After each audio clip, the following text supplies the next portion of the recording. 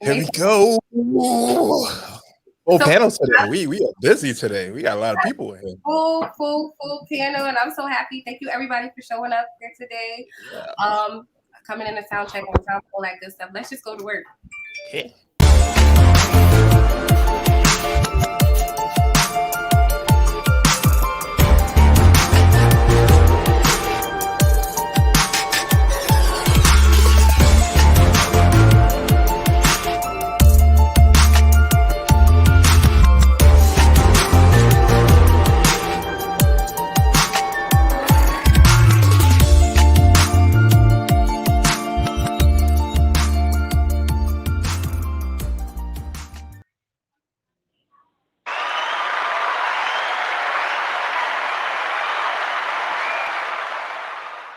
What's up, family, and welcome back to your new favorite podcast, Hush Your Mouth. As always, it's your favorite's favorite, Mason, and...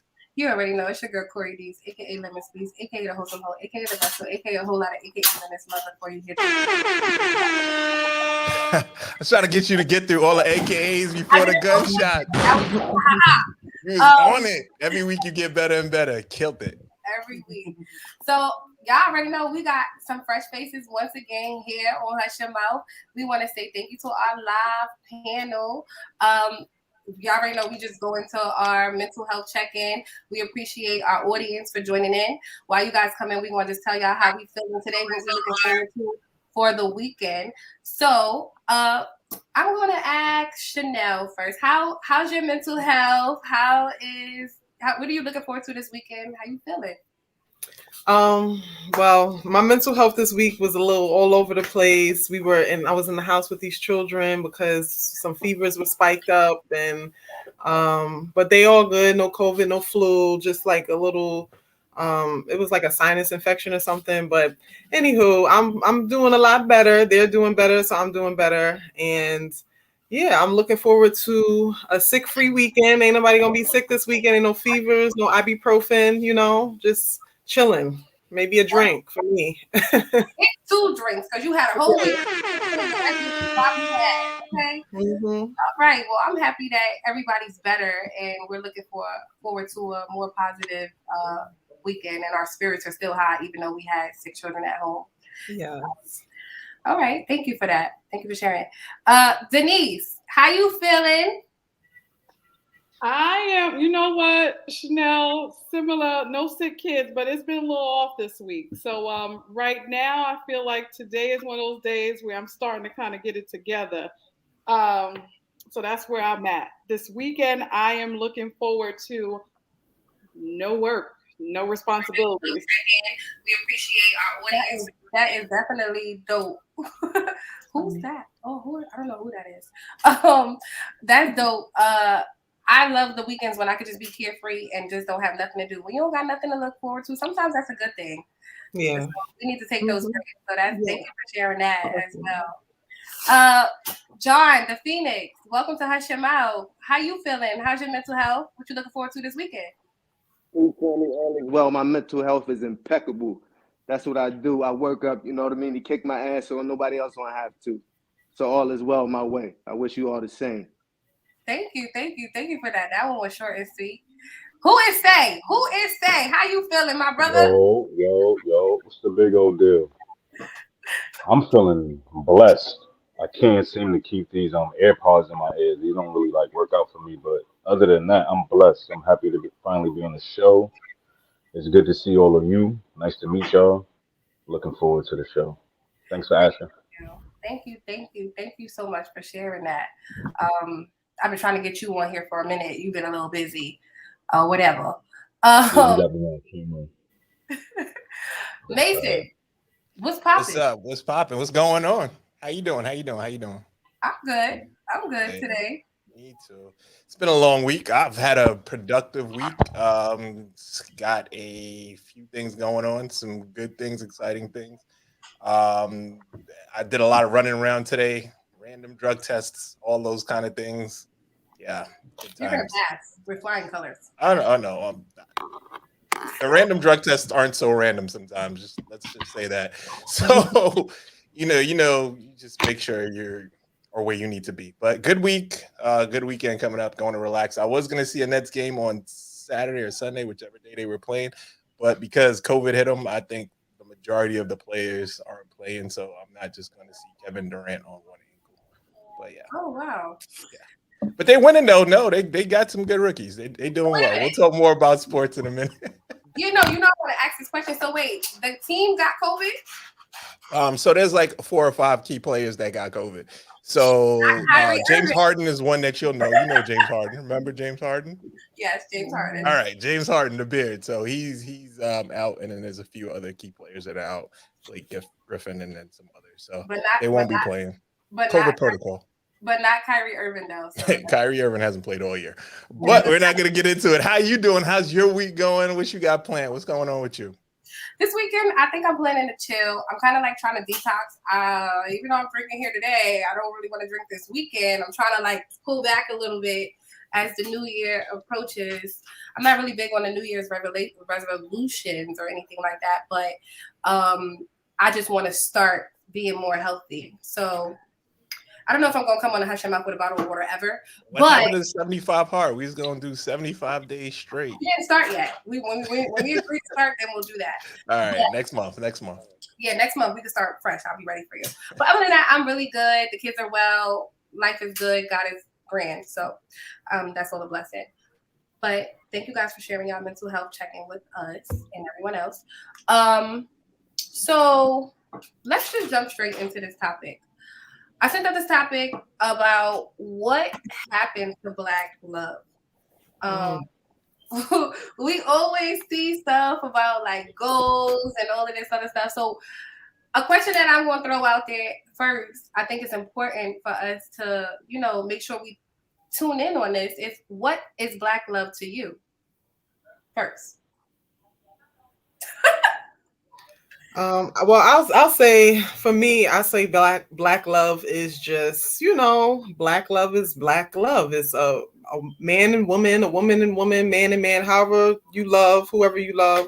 And we're Black and we live in our Black experience together, and we, are understanding each other because we come from a common thread and we, understand the struggles and the trials of being Black and, maybe not being Black in a relationship because not all of us have seen that, but, growing up anyway, but, just being authentically Black, whatever that is to you and whatever that is to your relationship.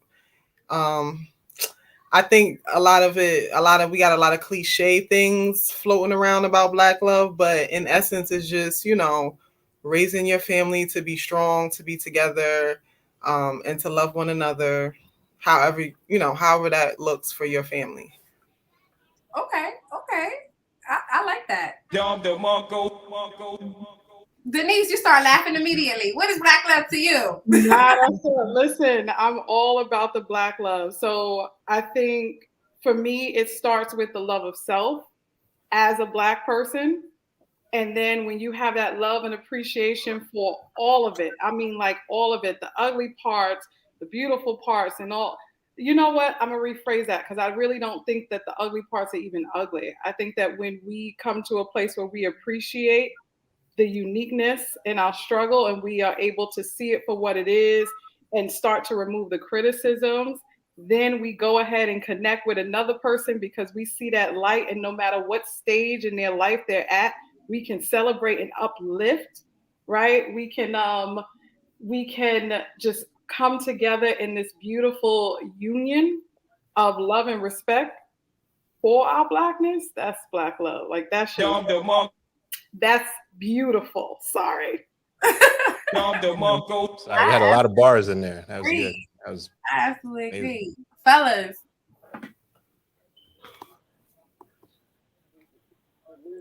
Black love is the reciprocation of divine energy. I sharpen you, you sharpen me. Ooh. You're a reflection of me, my mirror self. What I want for me, I want for you. So, and then with that, you get to cultivate those little ones that the universe bless you with. That's divine Black love. Okay. I like this. Say, what's Black love to you, my brother? I'm gonna be honest with you. this term has really just been thrown around a lot the past couple of years. Like black love, I'm not really sure like what black love is. Like I don't understand why so many people equate it to relationships. I believe black love starts with loving yourself, like my sister said, loving your people. You know what I mean? If you're not loving yourself, loving your people, and loving the ones around you, how are you gonna cultivate or love someone else? You know what I mean? So I believe that black love is bigger than just relationships. You know, and I feel like a lot of people just look at relationship goals and feel like that's black love. Like it's a bunch of different aspects of black love, and I feel like we're kind of stuck in the IG era of couple goals, black love type thing. So I'm with it. I'm for it. I need the context. Hmm. Well, Well, said. they coming up gates tonight. I love this. This group is dope. So for me, I feel like black love is defying the odds. Like we could have the white picket fence and the fairy tales and all of that, the happily ever after too, but it's constantly finding new ways to like love the same person over and over again and believing truly into like your happy ending. It's a powerful force for like uniting and positively impacting the world if we allow it to be. You know what I mean? It's a strength and a resilience. It's empowering because our ancestors had restraints and restrictions on them, which enabled them to really love each other properly and wholly. So it's a bunch of things, but like Denise said, it's beauty even in the ugly parts because that resilience to me is absolutely beautiful. For us to even still be able to find our way back to learn how to love each other in like a wholesome way. Because nobody, like, I feel like a lot of us wasn't taught really how to love the way we should properly love each other. Like, we only have very few examples of real, true love for Black people in our Black community, in our homes, with our families, how we love ourselves. Like, it's a lot of stuff. That's a deep, deep thing. But I agree. I to piggyback off of what Denise said, I think that like not only love for self but knowledge of self. Like definitely you know what I mean? You can't really understand how you're supposed to be loving unless you look for that knowledge, you know, if you have never seen it before, not just knowledge about love, but knowledge about, you know, who we are as Black people, so we can know what we've been through, so we can know how we supposed to be loving each other, what things is missing that we need to, you know, uplift each other with. So definitely knowledge, history, knowing where we've been, knowing where we are, and knowing where you gotta go. But that knowledge is so important, not just in love and relationship, but in everything, every aspect. I agree. Couldn't have said it any better. I think a little bit of what everybody said is my perspective. I think black love is definitely, not just about relationships. It is about you and your love for yourself, and I think that that's important. And it all starts there, like Denise said, like who would say said, like John the Phoenix said, like Chanel said, like you said, Corey. It's all about loving yourself and being aware of yourself. Being aware of yourself. It starts with you and then it branches out into everything else, into every other relationships, friendships, romantic relationships, casual relationships. It starts with you. You can't love anybody till you love yourself. I know that's a term that everyone says, but there's so much truth in it. There's so much truth in it. Mm-hmm. So a little bit of everything. We rising tonight, y'all. We rising. All right. Well, now that we got everybody's point of view on what Black love is to them, let's jump straight into question one. What changed the dynamic of the Black household and how we love? Denise, I'm sorry. Wait, Reagan somebody and the said crack something. era. What you said? Reagan and the crack era. Okay, let's go. So Reagan was my answer. It was just Oh, I didn't know that. Sorry. Yeah, I vibe with you. Thank you for that, Reagan. Because from there, it just continued to go downhill, right? So we got the crack era. We also have the Reaganomics. When he started giving those big tax cuts, it cut out money in the Black communities. So you had whoever was able to get a little something off of the popular social service jobs, because those we could slide in here and there. they weren't able to really get too far because then that impacted the housing market. Then you brought drugs in. So you had this dual thing that Reagan was all at the helm. And then here we go. Our homes are breaking up. And it literally shifted the dynamic. So now women are holding it down and feeling like because the man can't come into the home because they've been hooked on drugs because of what was happening. And don't get me started about how the drugs even got here. That was all government issue. So now the government got out men hooked on drugs and then they're arresting them, putting in jail. Women are trying to have to figure it out. And after a while, when we tried to reintegrate into this home life, we just got children who kind of lost the real feel of what it was like to have that family unit, that unified family unit. So people tried to figure it out because by that point, the brains of our parents were fried. And those that weren't fried, it was fear-based. And what are you really teaching? Because you see how the government is showing they behind. So that right there, him right there, he did. Well, my answer was a little bit more simpler. I was just basically, I feel like it is to piggyback off of what both you and Mason are talking about. Well, I guess this was happening during the Reagan era, but taking a black man out of the household and replacing him with welfare, right? And that changed the household from generation to generation because now we have these black young boys or these young women growing up in these households without fathers being present. And that I think that a man being present in a child's life is very significant to their growth. Making a black man, first of all, mass incarceration. Mass incarceration was a big thing. Making a black woman now feel that her once black king is now inferior to everyone else.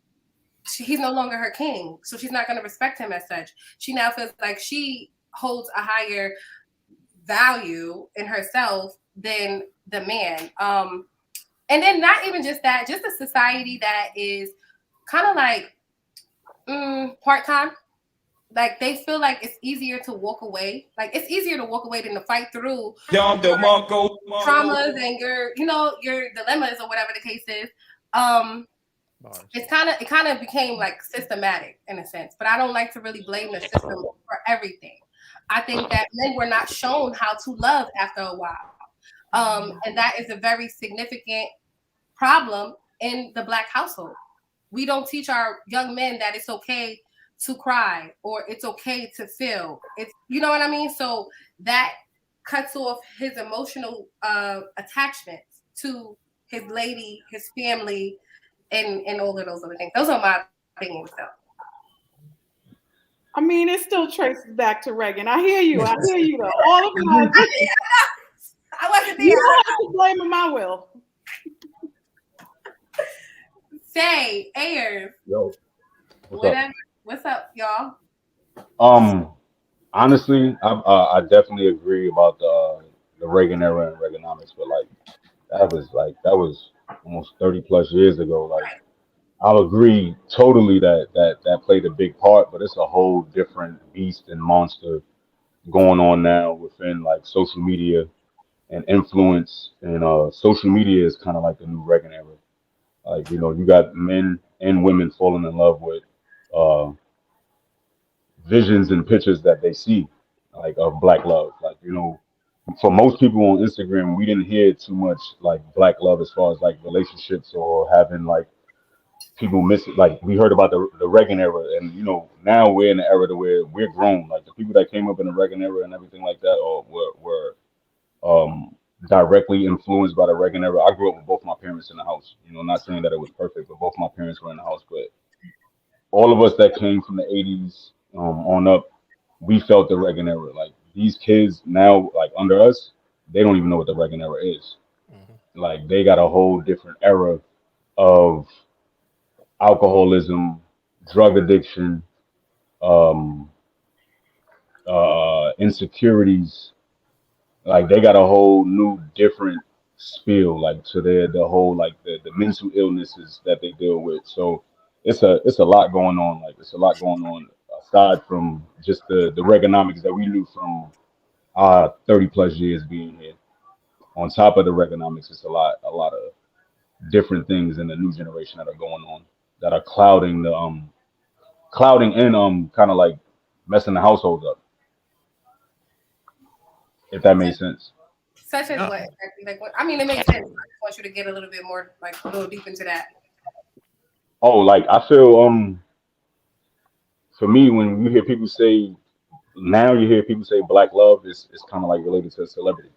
You know, it's like relationship goals is connected to a celebrity. You know, like there's a lot of I feel like there's a lot of missing pieces in the household now because you have men and women looking for materialistic things. You have men and women looking for the aesthetics. They feel like their union has to look a certain way, or it's not black love, or their union has to make a certain amount of money, or it's not symbolized as black love. Like whereas you, like you said, you got to be able to go through the ups, the downs, the goods, the bads. But it's hard to go through the ups and the downs and the goods and the bads when you actively out here trying to meet a person that's already on their level. So if you meet a person and they already on their level and they moving how they moving, you don't know how they are in their seasons. You don't know how they are when they're down. You don't know how they are when they go through trials and tribs. You met them at the top tier, and both men and women uh, feel like that's the objective of black love now. Like I need a certain aesthetic, or I have to make a certain amount of money. I have to drive a certain car. I have to have a certain home. Whereas our ancestors and the ones before us, they had black love and they didn't have much. You know, like they had actual black love. Like you know what I mean. Like you had people in the household. Like I wouldn't say um, for the most part, all of the fathers were objected to the things that went on. But for the ones that did stay, like we had households. Like I was fortunate enough, me and all my friends, even though we hood dudes, like we all grew up with our fathers. Like they may not have been the most come here, give me a hug or I love you type dudes, but they was in the household. Like you know, what I mean, I was able to go home and I knew where my pops was at.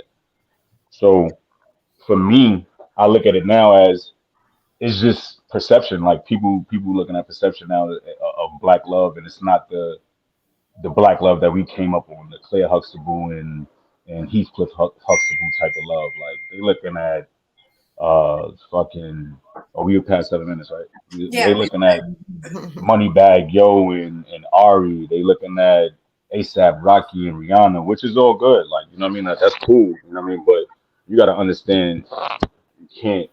A person once told me I was driving past a mansion, and I'm like, damn, I wish I lived in that mansion. He's like, no, you don't. You don't know what's going on behind those mansion doors. You know what I mean? Like that person behind those mansion doors may have 13 days to live. They can't even enjoy none of those things that they have, and you willing to swap out yours for this. You know what I mean? So that's the thing. Like people, I believe that we're getting away from the actual black love with Yes. people falling in love with how can I say people falling in love with the aesthetics, like how it got to look. It got to look like this. And I'll be the first one to tell you, I've been a victim of it. We all have. I've been through We will. it. We all have. We all have. Ayers. I mean, John. I'm Pardon me, sorry. I dragged out a little while. Nah, you good. You No, I good. want to address something he said and highlight something he said too. Say said something very critical about social media and us idolizing people on social media. And Kevin Gates a couple of weeks ago said something very important where he says he takes a social media break because what he ends up doing is he gets sad because he's comparing his everyday life to people's highlights. Mhm. And when Hmm. you think about that, what's Instagram? Everything on social media is people's highlights. They're not That's showing a fact. you the down parts of life. They're showing you the highlights. So you Right. comparing your everyday life that you live in every single day, figuring out how to pay a bill, figuring out, whatever economics you're figuring out, your regular problems that you're going through that every single day. But what you seeing from somebody online, what you seeing from the Wills and the Jadas and the Aries, we always bring up Ari. That's our favorite person to bring up, ain't it, Corey? When you Yeah, see Ari out there, when you see Ari out there and all that stuff, that's their highlights. That's the best points in their lives. And if everybody saw our highlights, they would think our lives are all peachy and cream and good shit too. So Mm-hmm. It glitters, but it social ain't media. gold. Okay. Knock this shit over. Ayers, did you join in on this, or like, did you have anything you want to say before we go to question number Somebody came to the window and was yelling. No, my interpretation on this thing called love, man. Love is something cultivated from within. It starts back to that thing of knowledge of self. You can't love nothing if you don't love yourself. And this is not speaking from no theory. This is speaking from experience. As my brother said, as he was spitting his darts of light or whatnot, we go through life as men. Firstly, comparing ourselves to other things and what, like my brother said, what love looks like. Once I learn how to love me, right, respect myself and understand that I'm a God of myself as I represent me. So what I'm going to connect with, it has to be of my same equal. But like, as I said, all of these things are crafted. You have to learn to undress yourself. You truly have to. I call myself the Phoenix for a reason, because I had to die to myself to be who I am today. You gotta undress yourself for all that shit, all that outward looks. What like my brother said, what social media look like, even what you seen growing up. Because a lot of shit in a black family wasn't what we painted to be. Let's keep it all the way 100. So you gotta search inwardly first for outward, you know what I'm saying, representation of what true love is. But like I said, in real time, man, you can't love nothing if you don't love yourself. Once you learn how to love yourself, then you create black love, and it's magic. I couldn't even hit gunshots for that. That was just too positive. I was like, I wanted to. I just didn't want to hit gunshots on that. That's just too positive for gunshots. We can't hit gunshots on that one. Oh my goodness. Oh my goodness. All right. Well, we all had some really great point of views on this one. Let's go straight to question number 2. Has the value of the ceremony changed to a status rather than a right to display love? So we're talking about marriage here. Marriage ceremony. And so, fellas, I want to know what y'all think first. So, Ayers, we could definitely start off with you first. I go with my wife for 21 years. I grew up with her. The marriage that I had to have today wasn't the marriage that I initially signed up for, because I wasn't the person I am today. Pardon me. Repeat the question again. It's so the ceremony, right? Pardon me. I see it.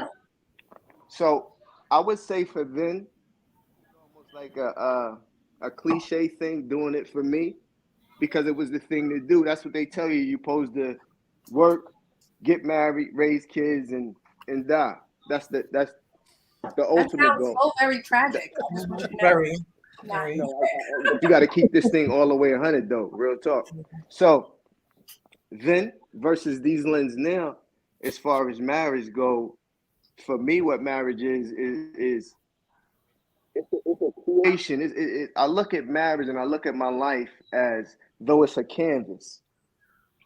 I got the paintbrush. I get to create and make magic. I get to be the star in this show and create great offspring. I get to break the generational curses and all the cycles and all that shit that was imparted on me that I knew stopped me from being my best self for the longest time. We can take and blame our faults. We can take and blame the look of black love. We can blame this shit on everybody else. But at the end, if you know you suffer from all of these disparities yourself, it's your duty, it's your mission to break that shit instead of perpetuating it and blaming it on. We can blame this thing on the Reaganomics. We can blame this thing on the feminist movement. We can blame this thing on we can blame this shit on generational curses. But until you stand up in life and represent yourself as a divine God that you are, and speaking of God, which many people don't understand, is that if in the physical, if I'm a child of my father, right, and my father's name is Roger Bowman, if I'm his child, right, so that makes me his son. So if I'm a child, if they say now I'm a child of God, that would make me a God. So I operate in my marriage as a God, man. I understand it's a blessing. But as far as going back, I got a little bit off subject, but as far as the look of things, the latest marriage I was in, it was so beautiful, man. I can't even speak negative towards marriage, man. So marriage is a beautiful thing. I wish it for everybody after you heal yourself. It's that last part. That last part. Don't let that last part go out. What'd you say, brother? After you do That's what? right. After you heal yourself. Yes. Exactly. That last part. But what this question is really speaking to, and we thank you, we value what you shared with us, John. But what this question is really speaking to is jumping the broom and the whole ceremony as a status. Like people are not understanding the right. It's a divine right. It's a privilege to be able to be married as a Black person, because at once upon a time, all you could do is jump the broom. And there was no ceremony. It was no real big ceremony. It was just like literally like you jump the broom. Hey, we're married. I'm your wife. Whatever is the case. It wasn't a right. We weren't able to really be married to one another. So now people are getting married and they're doing it for like the look and the title versus what it really means. I love you. I'm here for you, and I want to be with you wholly. Do you understand what I'm saying? Do you honest? Yeah, I get where you're coming from. I think the ceremony thing is like, well, for one, ceremonies, big ceremonies, luxurious, and it being all about aesthetics and the dress and the flowers and this and that. That has always been a thing since like biblical times. Like weddings were like a big deal back in the day. They used to last like a whole weekend. So this is not anything necessarily new that we're seeing, but I do think that the value that we put in it is new. So we're not necessarily like you said, it's not stripped down to the bare. What is this about? We love each other. We want to be together forever. We want to commit to each other forever. And this is what we want to do, whether we do it on the street, with somebody who can officiate it, or like you said, whether we jump the broom, whatever it is that serves as a way for us to show that this marriage, this union between us, this partnership, whatever it is that you would like to call it, is solidified. That's what people are forgetting about. They forgetting about the stripped down bare of what it is that you're doing, and then they get lost in the dress and the perfect, we have to get the perfect photographer because everybody has to see how luxurious this is. And, it becomes more about a show, which is also what we have seen just in our generation in general with social media and just making sure that, you may be on vacation and you may not have everything that you're supposed to have on vacation, but if you got the right picture, who's gonna know? You know what I mean? Your marriage may be a whole hot mess, but if the pictures is looking good, then who's gonna know? So I think that a lot of it is lost now, and a lot of the strip down of everything is lost. A lot of people get confused in the tangible stuff, materialistic things, and kind of forget what it is that really makes us connect,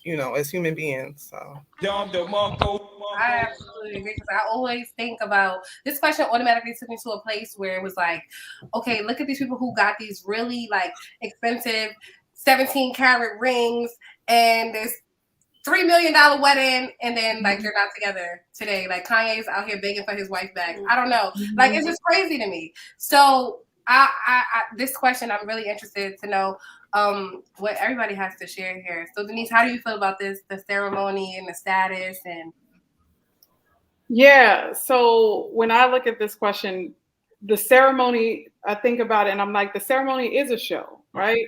Hype it up how you want. It's the ceremony. It's the way that you display your pledge. The marriage itself, though, is a whole separate thing. So the building of the relationship that leads you to want to come into union with somebody, that devotion and that dedication to one another goes far beyond just the show of the ceremony. So that's just a one-time thing. That's a moment in time where you get to show off for people how you love. So I don't really have much thought around how you do it. And I get how it's changed over time. I think the real work comes in, like our young brother was saying, I can't remember your name, I'm sorry. Yeah, it's all about building that love and showing it and growing, because love will change because we change. So if you really want something sustainable, you and that partner got to be ready to fight it out and grow and shift together through the years. Mason is saying whatever y'all want to jump in, it don't matter. Oh, I about to say I couldn't skip this one. Well, Mason. Look, I was about to say I wish happiness to all the married couples, to all the people who wish to be married. Love is love. I don't knock it. I'm I don't know. I'll just tell you that. Like I don't know. I've seen a lot. I've done a lot. So for me, it's like I don't know. Like the brother said, he wishes marriage for everyone after they heal. I don't know if I wish marriage for everybody, man. Some people Oh my some God, people you don't. done slept with some married women out there. You said what? You done slept with a married woman out there? That's where I draw the line. I don't sleep with You're married like, women. I got a line. I don't. All right. Just gotta make sure. Yeah, I draw. I got one. I do have a line. That's it. That's a line right there. I'm not sleeping with no married woman. But yeah, like I definitely feel like the status and the ceremony has taken over everything. I feel like I've seen more fiancés and engagements than I've actually seen weddings. Um, I've seen people be engaged and within 3 to 6 months pop up with a whole new dude, no engagement ring. Um, I've just seen a lot of things like so. So for me, it's like, you know what I mean? Like I'm a cultivator, so I feel like, you know what I mean? If we good, whatever works for you. If marriage works for you and your partner, do that. Do it to the best of your abilities. If you and your partner just being in a partnership works for you and your partner, do that. Like I feel like everybody should do what works best for them. And I feel like a lot of people don't work out in their marriages is because they get married for the status and for the title rather than actually getting to know if they're gonna love this partner for life. Like for life is a long time, and I'm one of those people. I'm one of those people that really believe in that marriage is a business deal. It's not just made over love because all business deals come with a contract, and most contracts that I signed they ain't have any emotion in it. So for me, it's like I just look at a bunch of it. Like if I'm rocking with you and you my lady and we building and we cultivating, it's no piece of paper that an institution can give me to make our love and our bond stronger. But you know what I mean? If I was with someone that feels like that was their dream and that was their thing, I wouldn't be opposed to opening up and speaking about that and you know having a different perspective of that. But as of right now, I'm still asking people what's their favorite color. So I think people want to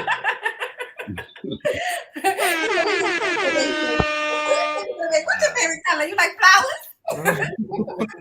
what you eat like that. Like it's rough out here, man. If I could add one So more, now that you clarified that, though, I want to add to that a little bit, though. And thank you for that too. Not, I want to stand corrected, not for the gems that was dropped, but for me to misunderstanding the question. However, most from my experience, most women desire that fairy tale wedding when it's their date. They want that thing to be the best. So I truly didn't understand it. Like when my wife was planning our wedding, why do you need this? Why do you need all this extra stuff? I was Because like, it's my not for us, sister brother. said, It's not for us. that's a fact. What That's is a not fact. for us. But I That's a what want fact. elephants. I don't mean to chime in, but I have to chime in with this. But what if like love is love, right? Like love don't have a price tag. Love don't have a set look. So if we in love, what if I don't have it to give you that dream wedding that you want? You're not gonna go with me to the justice of peace to get married out of love? That's a question for the ladies. actually, I Let me don't. finish my thought though. I can't speak for Yeah, another person's I'm situation. sorry. I got to speak for mine or whatnot. Like I said, as far as my situation go, I'm asking my wife, like, yo, why do you need this? Why do you need that? So she had this picture painted in her mind what she wanted her wedding to look like. Years later, I thank God that I allowed that picture to be painted because it was the most immaculate thing I ever saw. That thought resonates, that memory that was created to stay with that woman forever, stay with you forever. If love is truly the love that you fight for and is worth. But thank you for letting me clarify myself. No, absolutely. And Denise got that she wanted to say. Yeah, before, because then I gotta leave you guys, and I hate that part. But yeah, so in terms of the ceremony thing, I've never been one to want a big one. I'm more practical in the way that I see things. I feel like they'll take that money and let's put this into something else. And a big diehard Bronx person, so I just want my ceremony to be in the justice of the peace in the court in the borough of the Bronx. That's my. She's a true Bronx girl. Wait. Everything but the Bronx. Everything else you Right. said but the Bronx. Ooh, Everything else. I was with you. Right now. I was with you right until that point. If you're able to Everything come else. back before the show's over, come back. If not, we love you. Thank you so much for joining us here, Denise. We appreciate you. And on the show. If you come back, we'll let you in. Got you. Love y'all. Bye. Yeah. So I think everybody said something that was really powerful. You almost spoke to me. Mason, you're the only one that ain't answered this. Oh, so for me, it has become a status symbol. I thought I jumped in a few times, but I didn't directly answer. So I'm gonna directly answer. I've been told I'll be jumping around. But honestly, like I think it has become a status symbol. I think it's become more important in life. Like we talked about social media, we talked about that stuff.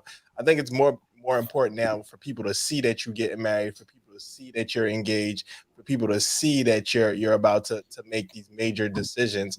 It's not as important to when my brother got married, where it's somebody he knew from he was a young age. Love wasn't a question. I think a lot of these marriages now, like love is probably like the fifth and sixth thing on their list.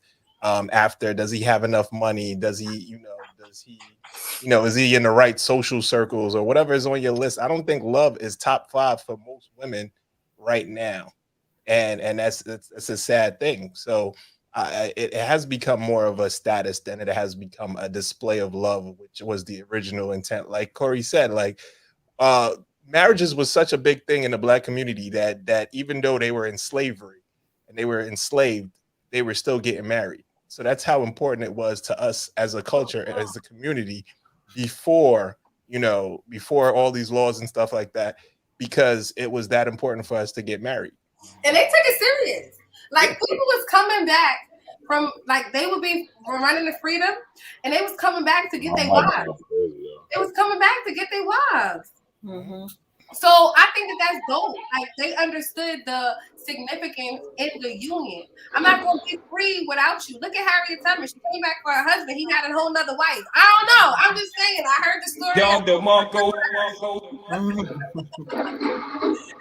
No, but okay. That's dope. Let's jump into the comments and address our audience real quick, our Hush Your Mouth family, because we ain't jumping there yet. Hi, Mr. D. Peterson. He wants to get on here and tell us what he thinks. Tell us what you think in the comments, Mr. Peterson. Fiona, I agree with Joe the Phoenix. Beautiful answer. 100, Omega 2 Dog. What's up, fam? Sergio. What's up, Sergio? How you? Welcome to Hush Your Mouth. Fiona, that answer just hit me different. I definitely agree. Jason Tribute, welcome to the show, Uncle Pimp Juice. Great answer. Black love starts from loving yourself first. Absolutely. Hey, Miss Williams, it's your biggest fan. Is that my niecey niece on the show? Hi, sweetheart. That's for you, Chanel. Give her a hand clap, baby. The justice of the peace work. Save that money for a home, a honeymoon. Hello. Yes, but I need the whole fucking safari at my wedding. Like, I want it. Yeah. Well, it was something that I wanted to add on about the wedding ceremony, because actually a lot of other countries, what they do, even though they do have the grand wedding, they don't do like how we do here, bringing gifts for people and Amazon and all this other registry. They tell you in the invitation, cash gifts only, which is a part of what I feel like you should do at a wedding, because you and your partner are trying to build, just like at a baby shower, it's things for you to build this new beginning. So I think that is a big thing, because then people get caught up in, oh, what did this person get and this person did. You know what I mean? Give me a cash gift and let's keep it moving. Even if we do this at the Justice of the Peace, you can send me something on Venmo. Like So yeah, it's just I feel like people I feel like this country has a lot of distorted traditions, like things that were supposed to be a certain way, but they kind of just flipped it and made it into something capitalistic or, you know, something just to gain profit from. I agree with you. And you know what? At my wedding, this is a perfect public service announcement, 4508, cash gifts only. I don't want that. I got everything else. I got all the cookware and all that other good stuff. I don't want that. No. Cash only. Cash only. Shout out to Stop Handle.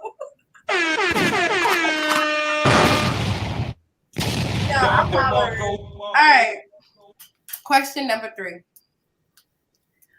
So, has reality television shows based on drama destroyed the image of Black love and the family dynamic?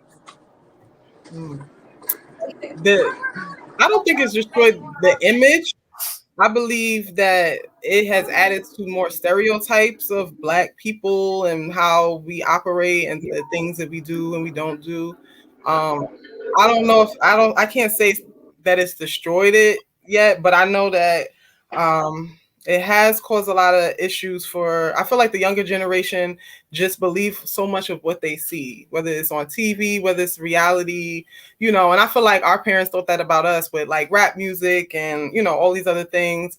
But the fact of the matter is, you know, our culture does have a huge impact on how we, a lot of people, not everybody, how we end up living and how we look at things and how they're supposed to be and what's right. And well, celebrities are doing it, then, you know, then this should be the right way to do things. So I do think that it's caused a lot of issues and a lot of caused extra stereotypes to be put on the Black community. But I can't say that I feel like it's necessarily destroyed the images, because we still have good images on TV. It's not just reality. Where they at? I mean, it's a lot more these days than ever. You know, it's like a Black renaissance right now. You got Black movies left and right, Black TV shows. You have, you know, there's a lot of TV shows that display Black people, not just with drama, you know, real life situations. Maybe some of it is a little bit of drama in there because, you know, we're human and Black people got drama. But everybody got drama. Right. Okay. So, you know, I think that it's just it depends on what you choose to intake.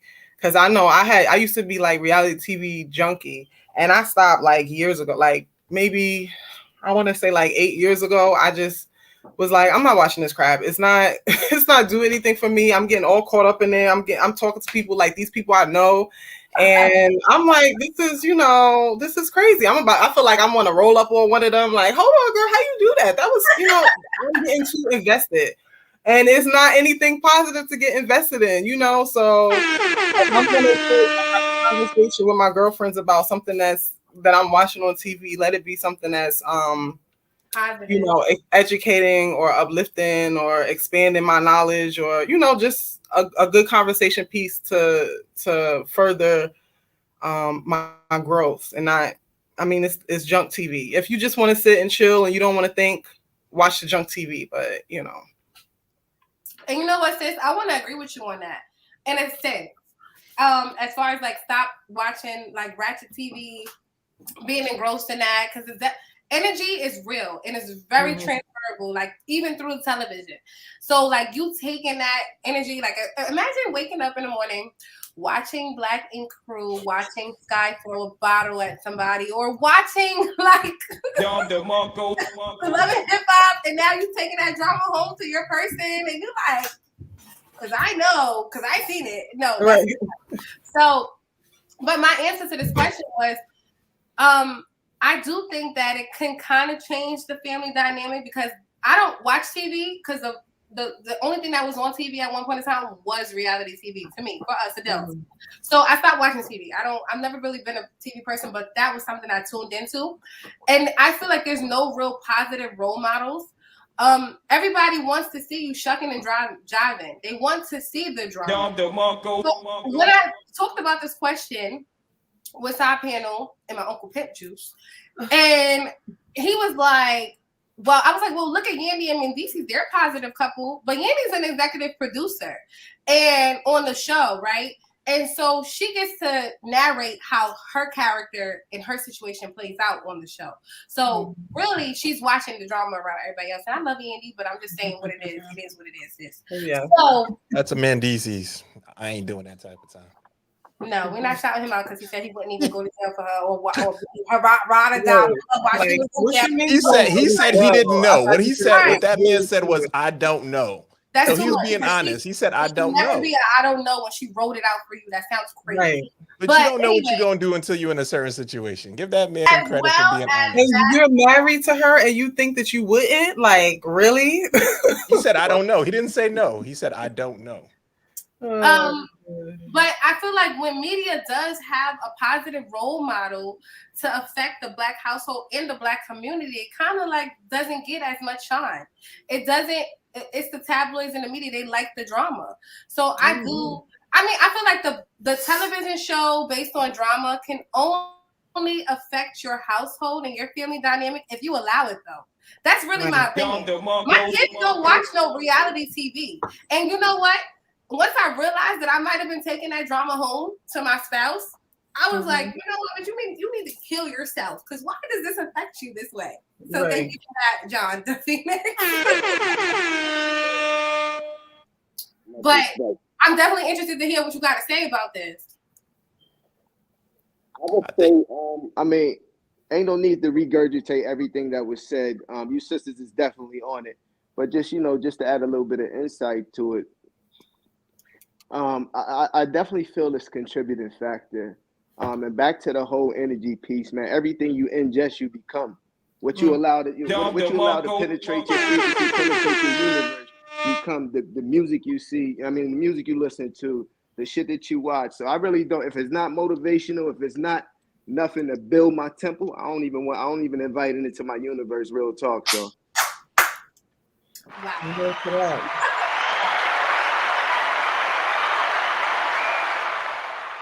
Well said. Mason or Say, I got anything you well want said. I mean, that brother said it perfectly fine. I think that we don't compartmentalize things. Like, entertainment is entertainment. It is just that, entertainment. It is not real life, even if it has reality in the title. It is not something that you should be emulating in your day-to-day life. It's just TV. It's there for entertainment. And if you can't compartmentalize things and tag them the way they need to be tagged and put things in a box that they need to be put in, of course it's going to affect you. Yeah, you're going to look at, Mendeece's and be like, yeah, that's the way I want to be. Or you're going to look at whoever, I'm picking on Mendeece's, but you're going to look at whoever on reality TV, Erica and Safari, and be like, yeah, that's who I need to be. You know what I'm saying?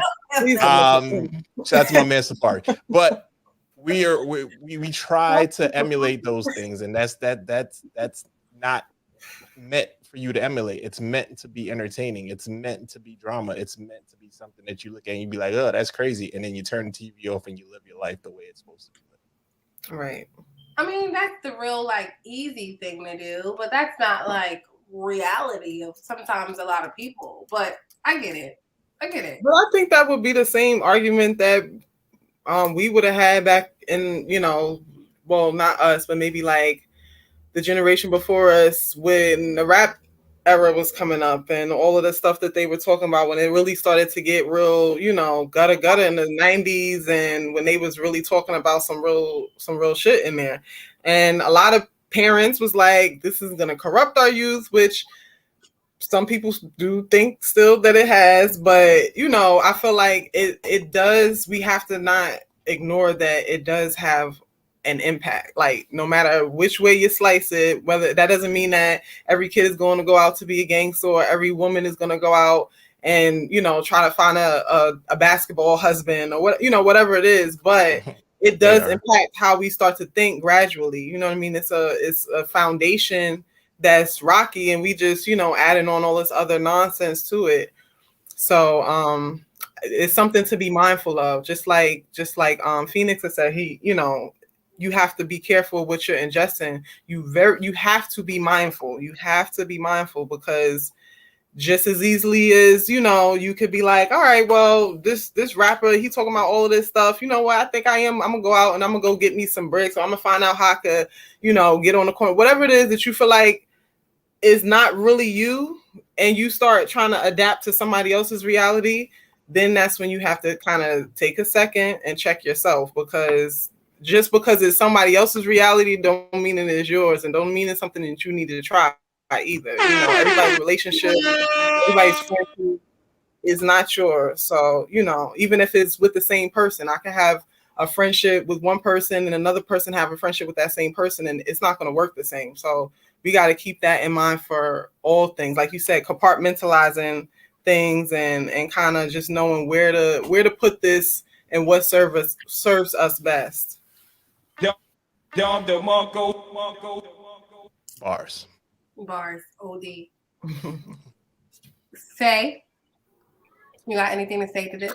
Yeah, so for me, I feel like the brother said, I feel like you are what you watch. Um, and I believe it works the other way around. Also, I believe people tune in with those shows because that's what they relate to. Like, I know a bunch of people that watch the Cosby Show. Millions of people watch the Cosby Show for seasons.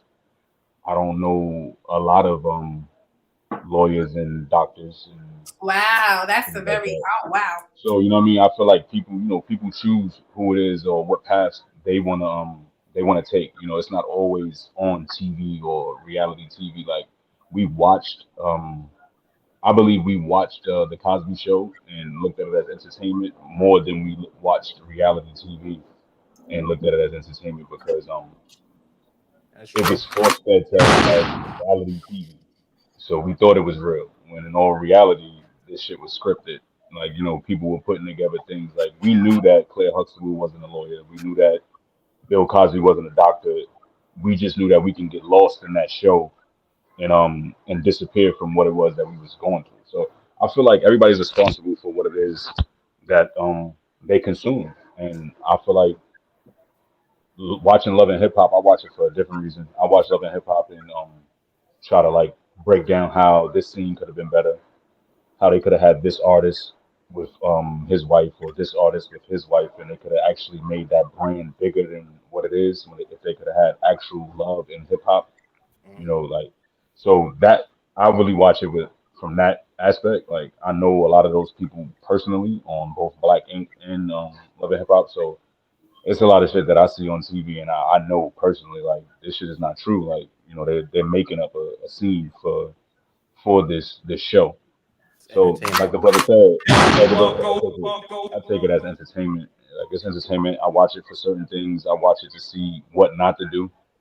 Mm-hmm. Like when you get your shot, because I believe we all have our own creative ways, and my creative path is definitely going to be something that will come across one of these screens, and I definitely know that I don't want to misrepresentate misrepresent what it is that I'm trying to get across. Me being from Harlem, me being a child of hip hop, I want to make sure that we're curating it the right way. So I pay attention to all that shit. I tap in with everything, but the real things is the things that I like. The brother said the motivational things, the Gary V, the Gary V, shout out to Pastor Michael Todd, um, uh, what else? Like anything that I can watch, like Wallow two six Marlo. seven, like just a bunch of people that that do that come from the places that I come from or going through the struggles that I'm going through and have prospered. Like I look at Love and Hip Hop and I see them same people when I go out to the club. So for me, it's like y'all just on TV. Like I can't aspire to be y'all because y'all with me already. Like y'all in the spot with me. Like we all ordered bottles together. So like you just got a job on TV. So that's how I look at it. Like I don't really think that it played a part on the whole black love thing, but I really think it played a part on the psyche of men and women, the younger men and women coming up, what they look for in a partner, what they think love looks like, what they think support looks like. You know what I mean? Like people think supporting somebody is holding them down while they already made it. I Mm. made it. I hold you. That's not support. We don't have That's the easy my part. biggest thing. That's the easy part. I Hold think it I down. think I think this like this is my biggest thing. I believe that how many stories do you know where, like this brother said, he grew up with his wife? How many stories do you know like that? And how many stories do you know where people just met 2 years ago, a year ago, 6 months ago? It's rare that you hear like love stories anymore. Like, oh, I met this person in high school, or we met in college.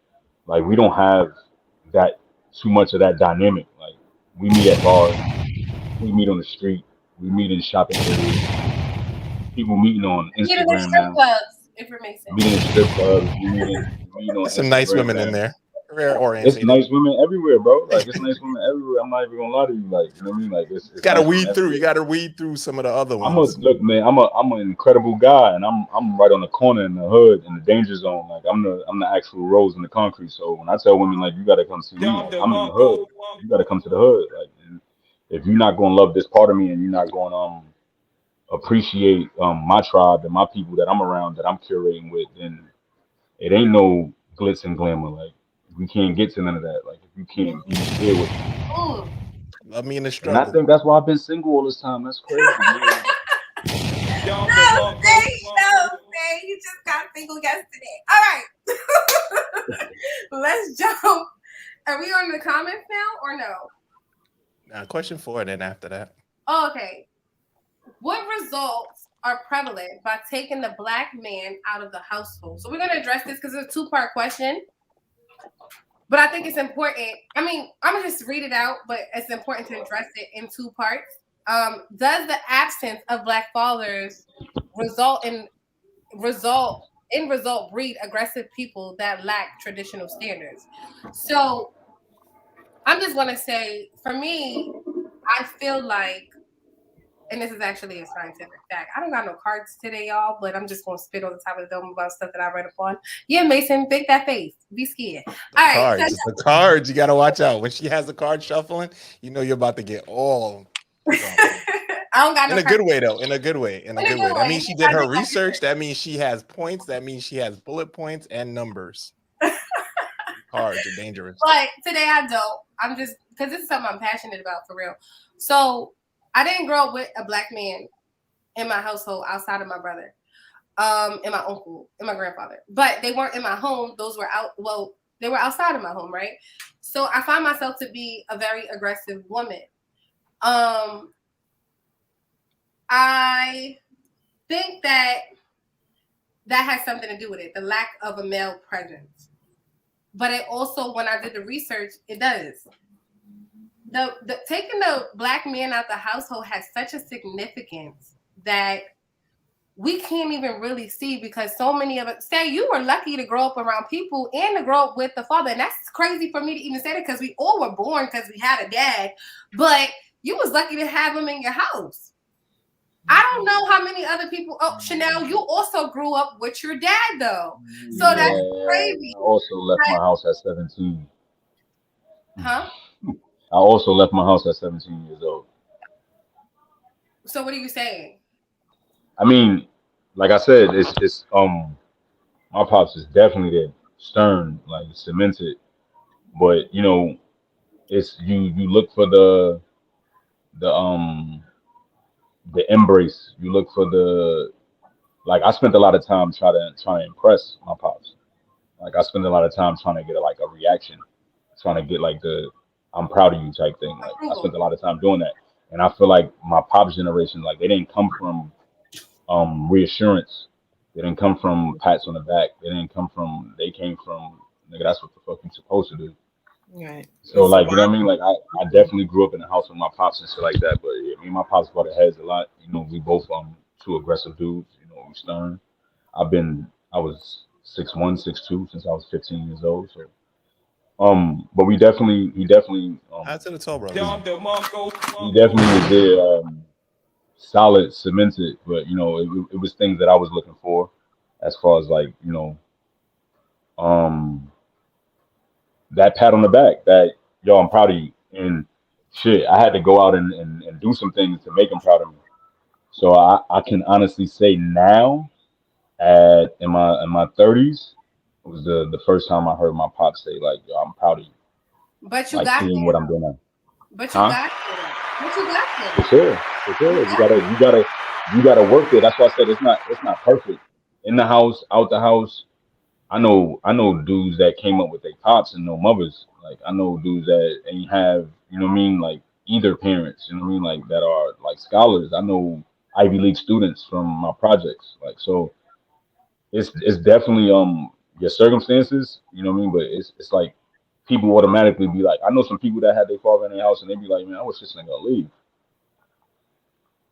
That's a Like fact. I know people like that. That wasn't me. Like, you know what I mean? My pops wasn't that type of dude, but I know dudes like that. Mhm. You know what I mean? So I it's didn't even just think about it like that though. it's Yeah. tricky, you know what I mean? Like it's tricky, like you know what I mean? Like I know people that had two parents and they two parents ain't give a shit about them. Mm. Yeah, You I know what I mean? So it's tricky, you know what I mean? Everybody comes from a different household, you know. Some people are more resilient. I think I want to say thank you for hushing my mouth because I was about to go on a whole tirade and a rant, and I didn't look at it from that way. Got him. Ding dong. Whatever.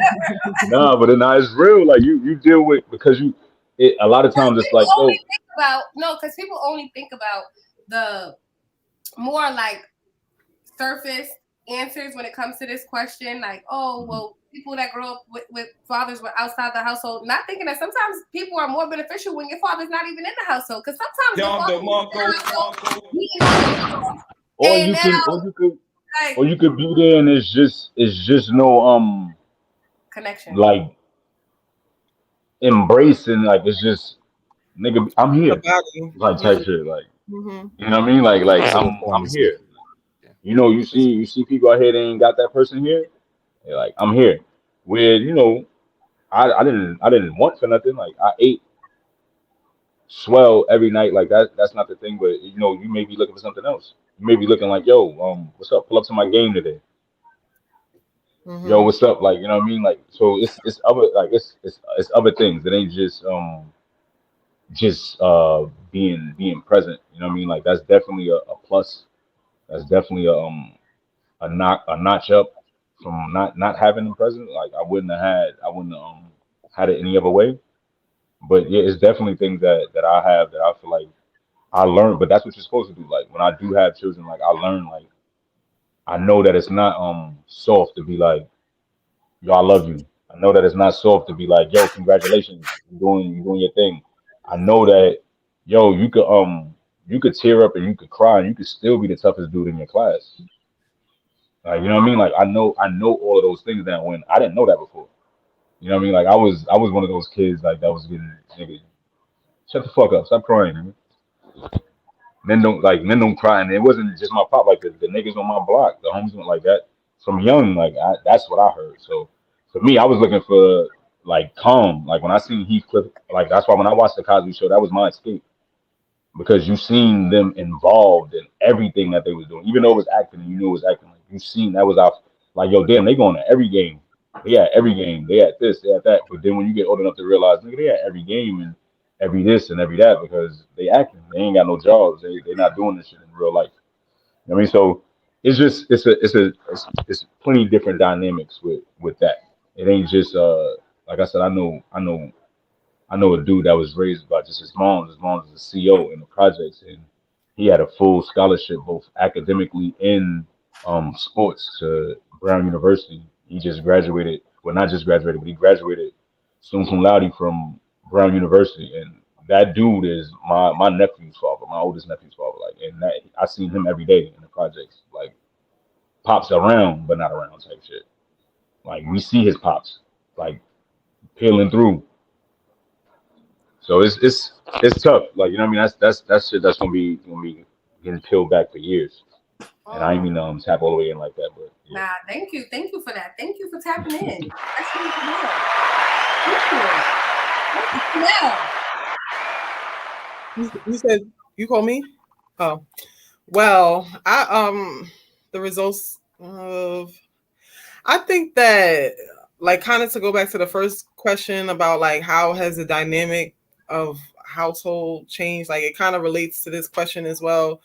And I think that the dynamic has changed and that is one reason because of the black fathers not being involved in the household. But like Say said, necessarily, having a black father or father in the household may not always be the best thing for that household, depending on how the household goes. And that goes for, a lot of people don't like this conversation, but that goes for some mothers too, because there's a lot of mothers who are single mothers who are not necessarily the best for, their child. I won't say they best for their child, because I don't want to, put that, have people going crazy, but I will say that there are some toxic characteristics and traits that people hold on to. A lot of people are not healed, mothers and fathers, and sometimes because of that, they they bleed all over their kids with their unhealed self, and and it causes issues for children later on. So now we got to go to therapy, and we got to do this, and we got to do that. Maybe the parents were there, my father, he was in a household. My father passed away when I was young, so I was 10 when he died. And I feel like even though I left his house and I moved with my aunt and uncle, so I did have a mother and father figure in the house. In my situation, it was different because I'm still always looking for, that father figure is never my father, so and sometimes people are able to find that, in their lives, but that's not always the case. So it's like, in a lot of ways, I went through a lot of issues of people who didn't have a father at all, because, I didn't have one at a young age, or because the one that I had wasn't necessarily, maybe not the perfect fit for me. So, this is a man that my aunt married. He wasn't a relative of ours or anything like that. So, not to say that what he did, he raised me well. I appreciate everything that they did. They really pulled me up out the trenches, and I appreciate that. But, yeah, not having a man in the house does affect things. Even like you said, even though maybe he wasn't everything that you wanted him to be, you would take that over no man in the house. You would take that over no father in the house. So, you know what I mean? It's not to say that none of us are perfect. I'm not perfect. I'm not a perfect mom. My kids are probably going to have a whole lot of grief when they get older, be like, when she used to do this and when she used to do that, I didn't like this or whatever. But I'm learning. I'm kind of winging it. Seriously, all our parents are winging it. Definitely understand. I definitely understand. And mine's right. My thing was more so. Like I got I definitely got the 80% that I needed. It's just the 20% that I was looking for. He probably didn't get that, so he probably didn't learn that. So you know what I mean. That wasn't there to give. So that was shit that I had to learn on my own. So I took that with me. Like I took that with me in my travels. Like going like if I felt you was raising your voice at me, or if I felt you was speaking to me in a certain way, in a condescending way, like I'm on you. Like I was in your mouth behind that, like because I couldn't do it at home. You know what I mean? Like I couldn't get with him, so it was like, oh yeah, y'all not gonna do this. You're not you're not gonna speak and yell and do all this type of shit. Like, nah, I'm on you. I feel like I know a lot of men who were raised with their fathers in the household who have that exact same mentality. You know what I mean? They weren't able to be vulnerable in the household, so they ain't allowing no shit from other people, just the way their father didn't allow a certain amount of shit from them. So, but those are things that I feel like we all can work through, that we all need to work through, heal through, and realize, as we get older and we become parents and we realize that it ain't easy. We don't know what we're doing, and each person is an individual. I have 2 children, and what works for my first child don't work for my second child. You know what I mean? If I try to, you gotta say that again, because it's so true. What worked for the first child won't necessarily work for the second child. I mean, y'all got me there. Like I gotta admit, I don't have any children, so y'all got me there. Yeah, it's hard, and even my aunt, she had 4 children. My aunt that raised me, and she would say that all the time. One of her children is a doctor, the other one is a journalist, one was on crack for like years, so, and they all grew up in the same household. They all were A part of the same Nurtured the rules and same. under You the know, same. they all came up Nurtured the under same. her regimen, and they all were, you know, raised by her and her ideals and what she believed in and what she thought was the right thing. And not to say that she may not have made mistakes with one child because she didn't do the same with another, you know. And that's the thing about parenting, like we literally don't know what the heck we doing, and we just pray that what we do is the best for, you know, most parents pray that what we do is the best for our children. Some parents don't always have their children as their top priority, and that's an unfortunate thing for those children. But for the most part, I would say, like, you know, as you get older and you heal and you kind of see what it's about, you kind of realize that, you know, some things they were just doing what they had been taught or what The they best they knew. could. Yeah. And Do the best next you can. generation of kids is going to say that we didn't teach them something. You know, they're going to be like, oh, well, y'all didn't tell us about this because we didn't know. You know, there's still stuff out there that we don't know about that we should be doing or that we shouldn't be doing. So, you know, if the parent is willing to come in that healing space with you, you know what I mean? Because sometimes a lot of parents don't want to do that either. You know, sometimes parents don't want to sit in that uncomfortable spot and admit the things that they did do wrong. So if you are lucky enough to be able to get in that healing spot, you know, with him one day, that, you know, that could change everything, you know. Oh, I'm not even gonna hold you. Like I'm the space that I'm in now. Like I said, I didn't learn mines through having kids and learning myself. Like I learned mines from me growing up and just me being open to learning things. Like I was open to mental health before it like really became popular on like online. Like it's a lot of things that I was learning on my own, um, and really looking and actually looking at myself. Like my mom used to always say, like used to tell him like you need to think before you say it. Like say it in your head before you say it out loud. And that shit resonated in my head. So like for me, it's like I always say it in my head before I say it out loud. So a lot of times, like I'll smile and I said it in my head. That's why I'm smiling. So you know me, I'm in a space with my pops where it's like it's all love. Like you know, what I mean, he got his space where he rock and he do his thing. I got my space where I rock and do my thing. When we come together, like it's love because my pops come from the generation of like, you need your own kingdom. Like you can't be running this kingdom. Like this my shit. So I understood that That at 17. Reagan. Like, yeah, like I understood that at 17. Like when he told me like this me. At 18, I left for good, but 17 was my first time. Like, yo, all right, I'm out. Let me go figure this out, and I wouldn't take it back. I mean, I encourage everybody now, the youngest coming up now, stay with your parents as long as you can. But me, I wouldn't take it back. It gave me my entrepreneur spirit. It taught me how to hustle, taught me how to maneuver on my own. Like, and till this day, like I'm the child that where they know, like even if I don't speak to him for weeks, I know he good. Like I know he know how to maneuver. You know, he been doing it for a long time. So. Shout outs to you. Shout outs to him. Shout outs to all of y'all. Thank you, Chanel and Faye. Y'all are having a night. Don, I'm so sorry we got you in that corner. You left out. You came back. It's all good, beloved. Can you guys hear me? We can hear you.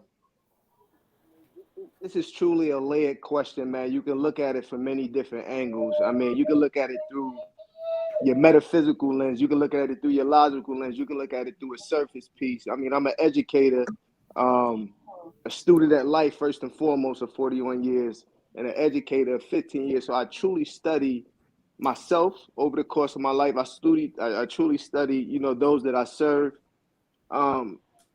But I'll speak through this through, you know what I mean? Like I said, the interpretation of my own lens. You know, I was fortunate enough to be a father who is an impeccable man in his own rights. However, the relationship and the man that everyone else knew, I didn't get to know. Unfortunately, fortunately, you know, I was that child outside of the marriage. So that's why I say that piece, what that perfect marriage and all that stuff looked like. We all gotta look at that thing and back it against real life data. What did your life look like? You know what I mean? We can't look outside of ourselves and compare what fatherhood look at. I look at experience being the best teacher. At 41 years old, I realized that as I said, I was born. I was birthed with by an incredible man. However, my biggest teacher came from experience. My father was everything and everyone around me. At the back, I was fortunate enough to have two older brothers. They was my father. I was fortunate enough to have. Your mic might have fell because you sound a little bit muffled, so you might want to fix your. Sorry. I don't know. Turn left, turn right. I don't know. How does that help technically? I can hear you now. You just sound a little muffled. I don't know the text. Whatnot. But you hear me though? You hear me though? All right, pardon. So as I was saying, I was fortunate enough and blessed to look back then. No, I didn't have a father growing up, but everything I learned through the course of my life, but this life is truly not about us. This life is about making everything better from the mistakes and everything that was handed to you. So I'm blessed to have known and to know of an incredible man and be a part of his legacy and be a part of him because he is my ancestor, he is in me. And if I make situations specific to men that I know that they spoke to, I know he would have been in my life as he should have. However, as I say, being an educator, being a father, I'm thankful for the gift, in the sense of not having a father because I was able to be taught by so many different things. I wasn't, my teaching wasn't just regimental, if you understand what I'm saying.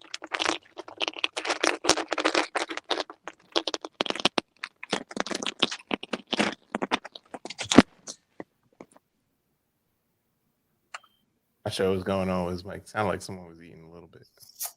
So he was making some good points. He was making good points, but we couldn't hear it, and it didn't ring through the way it should have.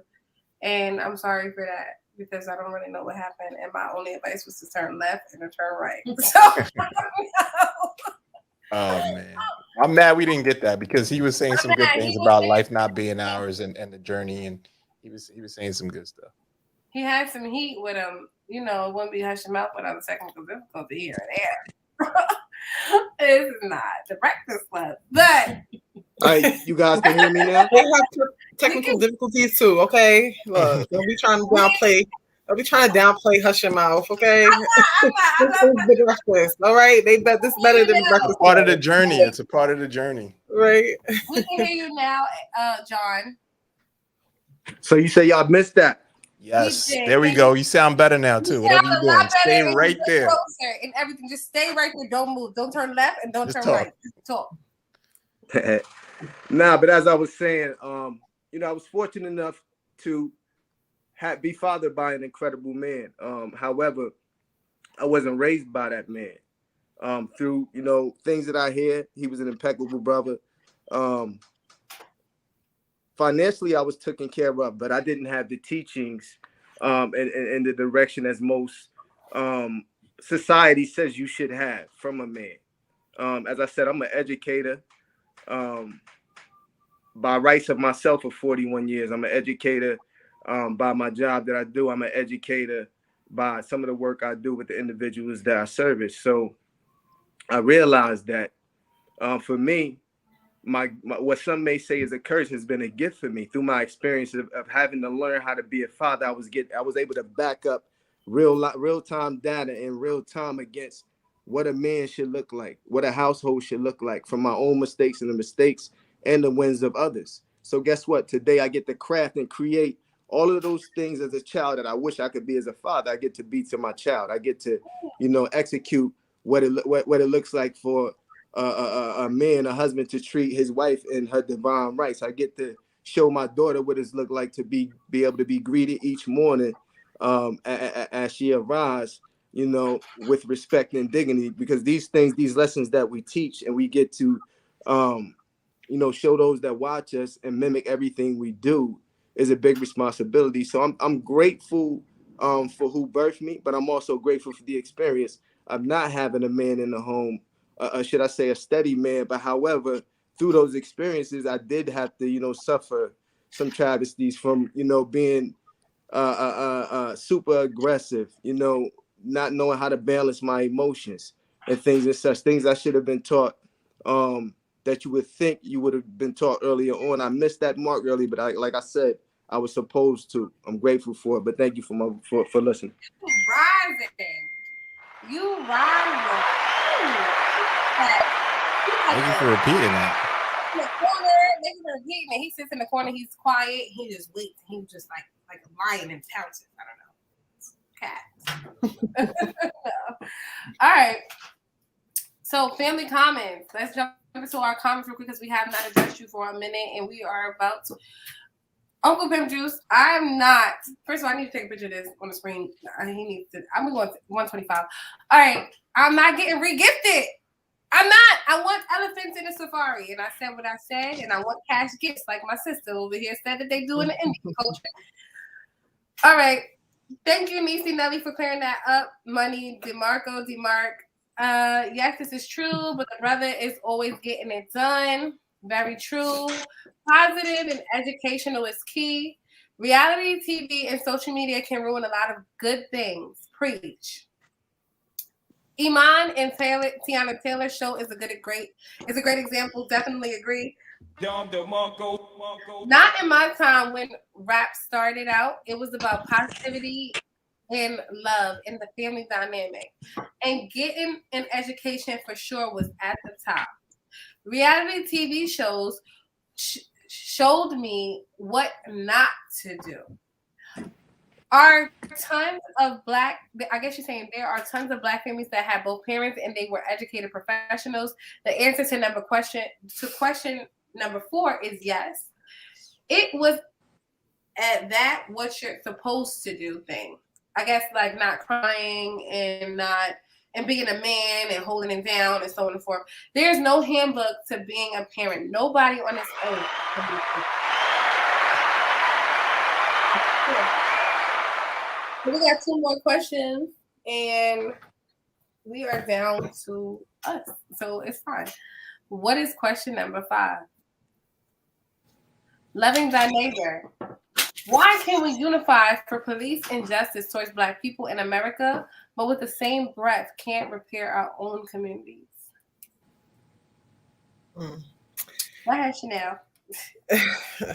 Well, one part of this is I think that the same type of people that we're talking about that are willing to unify for police injustice are absolutely the same people who's willing to come together and, make the community better, even from the inside out, from how they raise their own families to what they do outside of the community.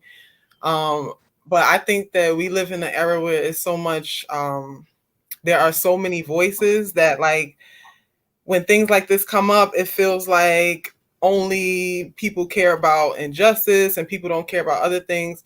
The problem is with everything in this time that we live in is it's all about sound bite. It's all about a quick moment. It's all about a 15-minute clip, or a post. So people are willing to show their support through their social media, wear pins, wear a shirt or whatever. But I mean, and this goes for me too, because I listen, when the pandemic was happening and people were out in the streets, I was not one of those people. I did what I could from my home. I try to organize ways to get supplies down to protesters and things like that. But,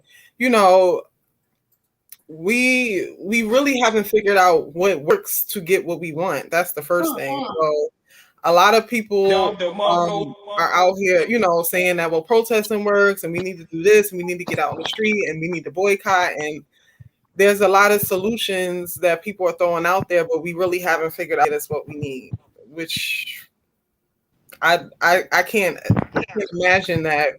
I mean, I feel like we've exhausted every option of trying to do it, which is really, it boils down to get the minds of people. You can't change the minds of people, and when people raise other people with those that same mindset, it becomes another generation of foolishness. But I don't think that people who are willing to fight for injustice are not willing to come together for the community. I think that those are just 2 different types of people. Well, I agree with what you're saying. My answer was a little bit different. I basically was like, it's the lack of accountability within ourselves. We don't hold up. We are so quick. I was about to say that. Nah, for real though. Like we so quick to point the finger at somebody else or to not support somebody else because it didn't have nothing to do with us. It wasn't our business. And all these other different things. It's only when something is like televised and like a big deal, but there's shit going on every day. Just a little simple thing that you may see at the grocery store when your black brother or your black sister is being like maybe targeted or just anything like. So when Floyd passed away, right? When they killed Floyd, I did a protest. I've done protests several times before. My son has protested or whatever. My son's made the papers for protesting, like all that type of thing. Like that's the thing that we do here. Cause I do, like I'm one of the moms that really be putting the slave movies on and will put Roots on for my kids, like type mom. I'm that mom. So it's like, cause I want them to be educated because they do live a little bit more privileged life than I had lived previously. Like they grown up in Pennsylvania, I'm a New York chick. So at the end of the day, we live in two different worlds. Like, whoa. So I try to understand that a lot, but I try to teach them that, yeah, this is a privilege, but you could easily be sent back to where they see you to be. Does that make sense? So, I try to take the accountability and stuff like that.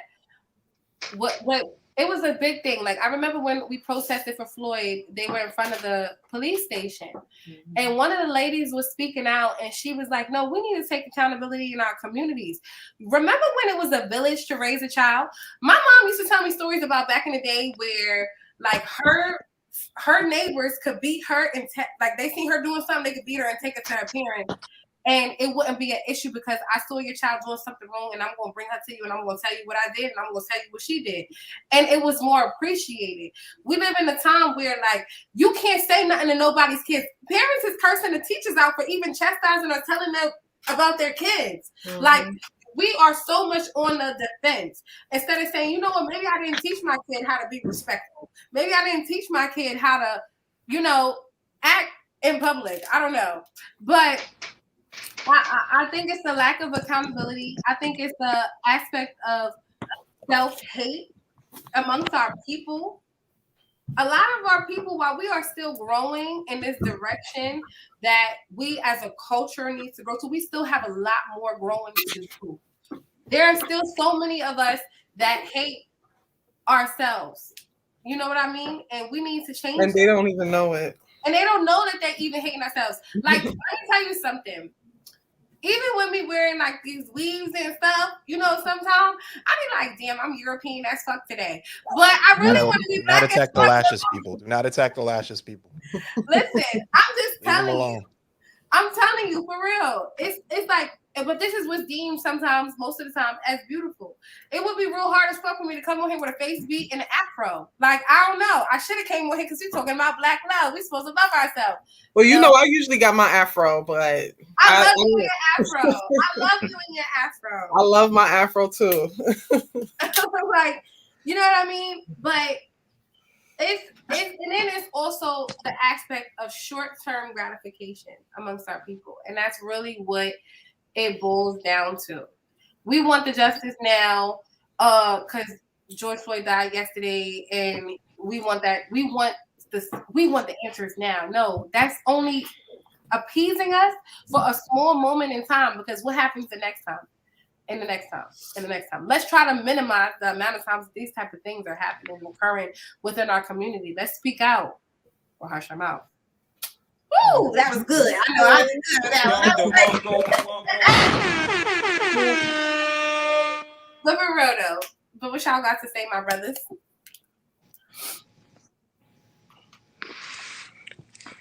For me, I'm gonna keep it short and sweet.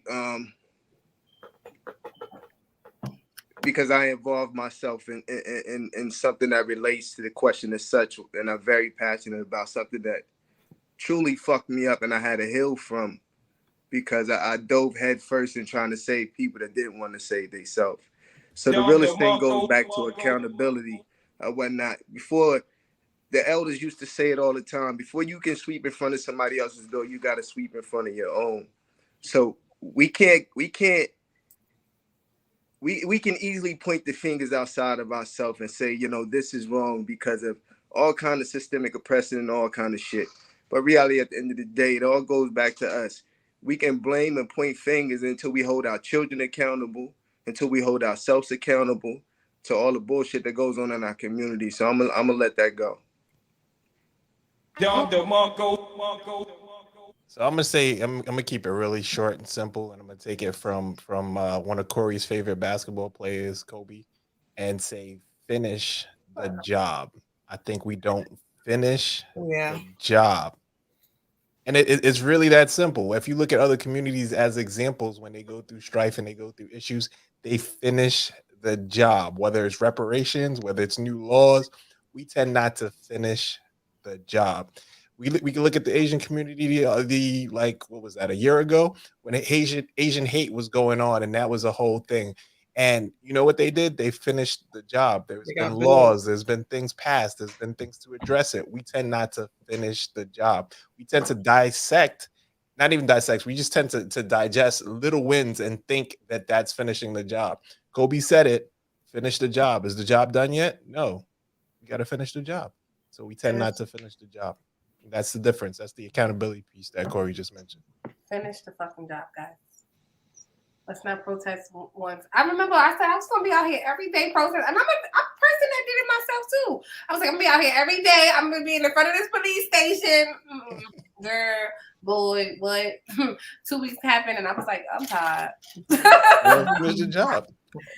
I didn't finish the job. But that's that mentality of this generation anyway. It's everything is short term. We don't have a lot of attention span, so it's hard for us to linger for, they was fighting for decades, and we be like you said, after 2 weeks, we like, all right, nobody's posting no more. That's it. Oh, we're quiet. Oh, we don't want to talk about it. No, that's crazy. Yeah. But number 6, last question. It starts at home. Fashion, food, and fun are not the only things our children mimic. How do you as a parent display to your children how to love properly? I would say for me, it's really just in my actions. My actions is going to always teach I try to teach my kids that words don't mean anything, because I grew up in a place where people were always saying, like, I love you, I love you, I love you, but where were your actions? For me, that's a big deal. For me, in my healing, in my growth as a person, to understand the difference between the words and the actions. As an adult, is when I became more able to understand people's actions without the words mean nothing. So I try to teach my kids in my actions. I didn't grow up seeing love. So I'm learning love. And I always talk about that here on Hush Your Mouth. We had that on The Power of Love, part 1 and 2. If you guys have not watched that, please go watch it. And for it was like a really good episode. Like, it was just enforcing. I don't know. Powerful? It was powerful.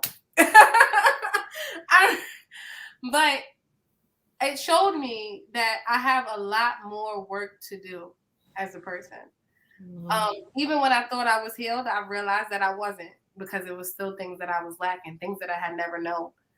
And now in my current life, and being with a person that has seen love day in and day out, shout out to you, side panel.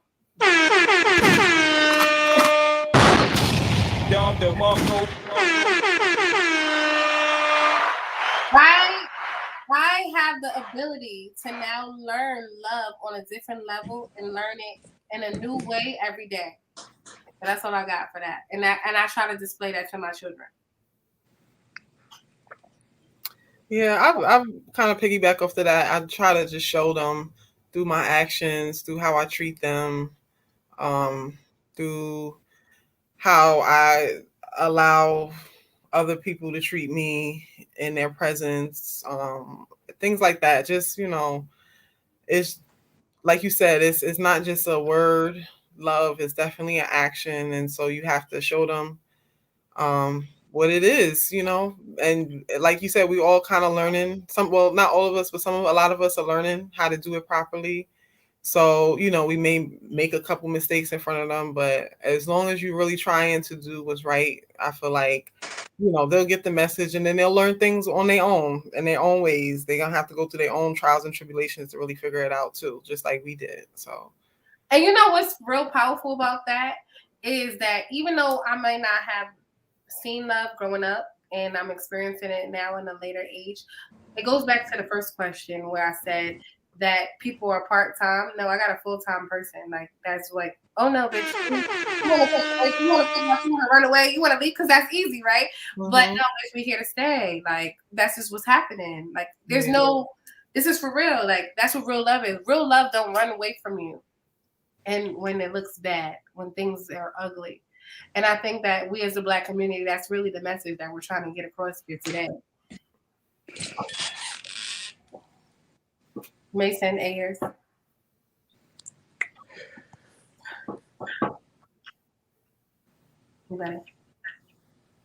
John. Hear me? Yeah. Pardon me. I'm a little bit of every. I look at the question. It says it starts at home: fashion, fun, and food. I like to get fly. I like to eat. But also, I'm a brother that truly believes in being an example I didn't have growing up. And I know we carry a lot on our back as Black men, and it's easy to be another example and to contribute again to the demise of us. So authentically, I show my children what it looked like for a Black man to walk in his divine rights, chin up, chest out. Despite anything I experienced in my life, I'm better than I was yesterday because I get up and bust my ass every day. As I say, I know my mission. I know my purpose and my journey. My purpose in my journey is to destroy anything that wasn't fruitful for me till I got to this point. So as long as I wake up every day, consult with the divine, and then channel that energy into my offspring, I get to see that shit, those seeds that I planted in my children and those other children that I get to cultivate, that I'm blessed to cultivate throughout my experiences of this 41 years. It's just about being an authentic example, man, and doing it from a space. I operate in the spirit. I'm a spiritualist, so I operated it though. I know my mission. I know my part. I know I got a big responsibility. I know I got ancestors 1,000 ways this way and 1,000 ways this way that are divinely guiding me and covering through this life. So I operate as though I have something to prove inwardly, not outwardly. So just about continually, just being true. We continue to hide things from our children that they should know. I speak to my daughter from a space of who I was before and who I am today, to give you an example, what not to say, what to my daughters and my son, what not to accept and what not to be in life. And I challenge them to think and watch, because, like, as I said, life is truly a picture.